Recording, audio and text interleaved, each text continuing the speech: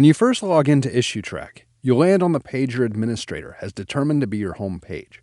This could be the My Issues page, the dashboard, or the Submit Issue screen. The basic navigation for Issuetrak is divided into the top and left menus, and the values you see depend on what features you've been granted access to. At the very top of the page is the top menu.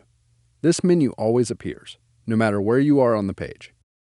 The right side icons allow you to view the current page in printer-friendly format, access the online help, get to the system settings, and log out.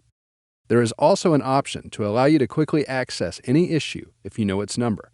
Just type the number into the white box and click the magnifying glass.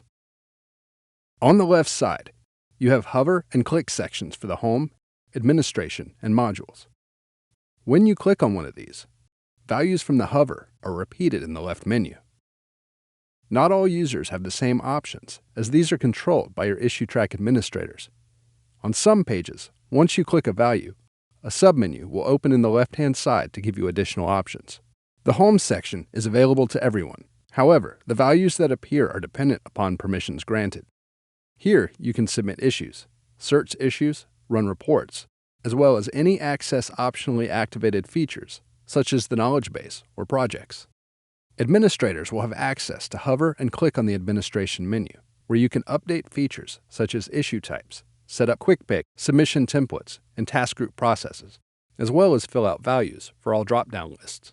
If you have access to any of the add-on modules, the modules hover and click will give you the left-hand submenus necessary to set up and manage your billing, surveys, or asset management modules. That's navigation in Issuetrak.